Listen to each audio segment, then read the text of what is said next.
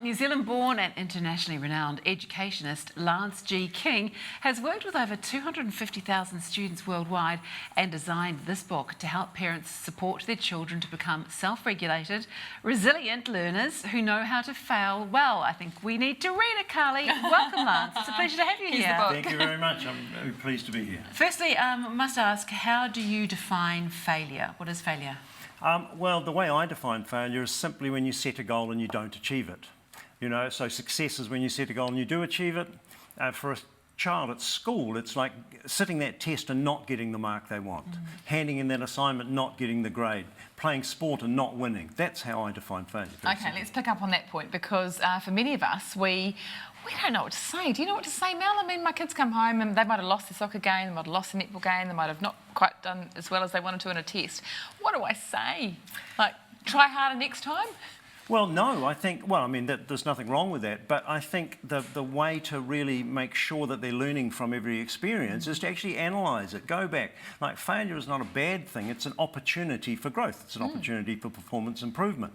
But you've got to look back and you've got to think, well, what did I do there that I maybe could have done better? So the real question for parents is, okay, that's okay, but what would you do differently next time? Because I thought the whole thing is that we're meant to encourage them to participate. It's all about participation, not whether they win or lose things. Well, that's an interesting idea, and absolutely we want them to participate. But it's like, I believe in Canada now, in primary school, children play a game of football and they don't count the score, they don't count the goals, and so everyone gets a medal at the end. But the kids, they know who won. Exactly. They know who lost. Yeah, I think it's a little false. A little bit of healthy competition is a good thing. Yes, absolutely. As long as you don't take it too seriously, competition is a good thing. Well, you raise a good point there because some of us have children, or in fact ourselves, when we fail, it's absolutely catastrophic. You know, how do we fail well and pick ourselves up from that? Well, I mean, I'll give you the best example, like a child maybe sits a test at school. And 10 questions in the test and they want to do really well, they want to get 10 out of 10 and maybe they don't. Maybe they get 7 out of 10 right. Now a child who fails well will look at the 7 out of 10 they got right and think, well, it's not too bad, at least I passed.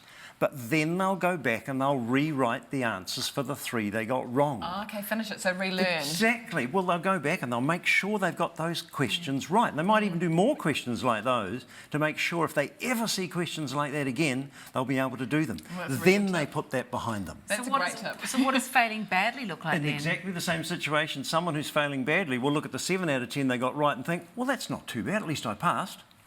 And then they'll put the whole thing behind them and they'll never look at the questions they got wrong. That's my son. I think I'm the latter, personally. Actually, I think I may have also been a bad failure too. We passed. What are the personality differences of kids who fail badly and who fail well? Well, probably those 2 that you've described, really. Well, yes, it seems like there's only one way to fail well, reprocessing mistakes, but there's lots and lots of ways to fail badly.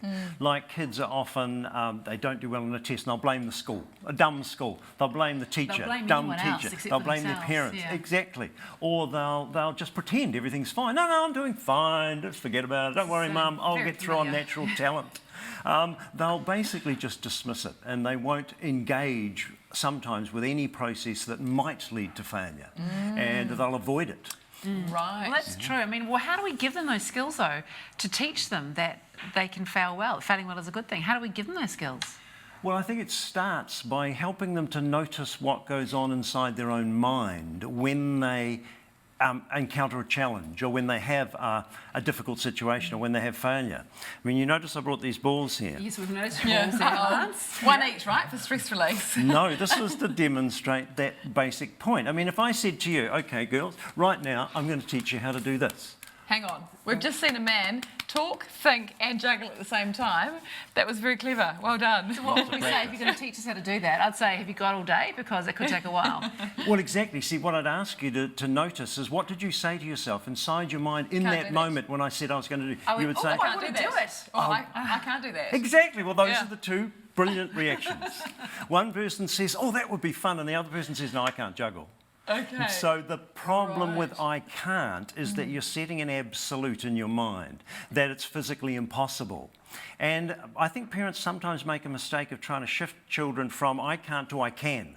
But that's too big a leap because they haven't proved it to themselves yet.